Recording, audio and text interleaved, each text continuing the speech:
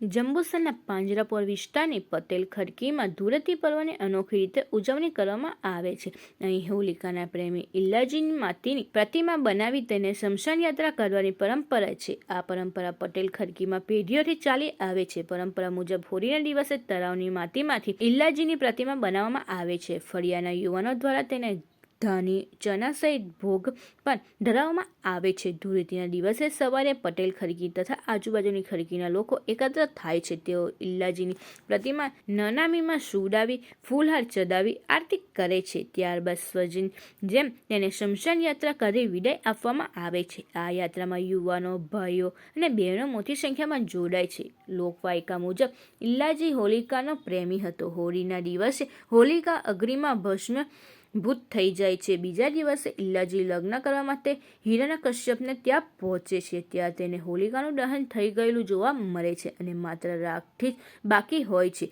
આ જોઈને ઇલ્લાજી ખૂબ દુઃખી થાય છે. તેનું મન વિચલિત થાય છે અને ભાવવિભોર બની તે રાખમાં ખૂબ આરોતે છે, જેનાથી અલગ અલગ રંગો ઉત્પન્ન થાય છે. ત્યારથી જ ધૂળેટીના પાવન પર્વની ઉજવણી કરવામાં આવે છે, તેમ પાંજરાપોળ પટેલ ખડકીના યુવાનોએ જણાવ્યું હતું. મારું નામ વિરલ કુમાર સુરેશભાઈ પટેલ, જંબુસર શહેર પાંજરાપોળની ખડકી રહેવાસી.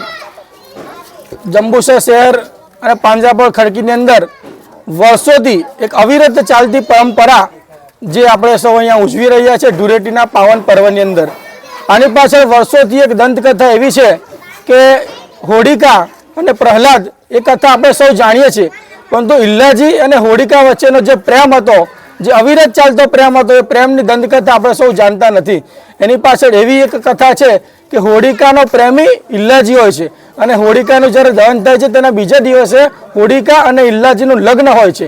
પરંતુ જ્યારે હોળિકાનું દહન થઈ ગયું હોય છે અને ઇલ્લાજી એમની પ્રેમ કરતા હોય છે અને એના લગ્ન કરવા માટે જ્યારે બીજા દિવસે ત્યાં જાય છે હિરણ્યકશ્યપ ત્યાં, ત્યારે જોવે છે કે હોળિકાનું દહન થઈ ગયું હોય છે અને તે રાખ હોય છે. પરંતુ એ રાખની અંદર એ ઇલ્લાજી આવટે છે, એની અંદર થી વિવિધ તરંગો અને રંગો ઉત્પન્ન થાય છે. એનો જ ઉજવણ આપણે ધૂળેટીના પાવન પર્વ તરીકે ઉજવણી કરીએ છીએ.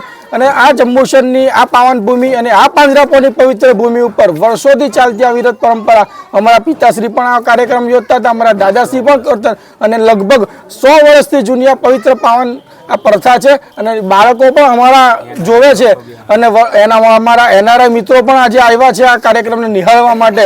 તો ખરેખર આ ઇલ્લાજીની સ્મશાન કાકામાં શહેરના મુખ્ય માર્ગો પરથી નીકળી અને છેક સ્મશાન વિધિ સુધીની એની અવિરત પરંપરા વર્ષોથી ચાલી છે અને ખૂબ સારા કાર્યક્રમ આ રીતે અમે દર વર્ષે કરીએ છીએ.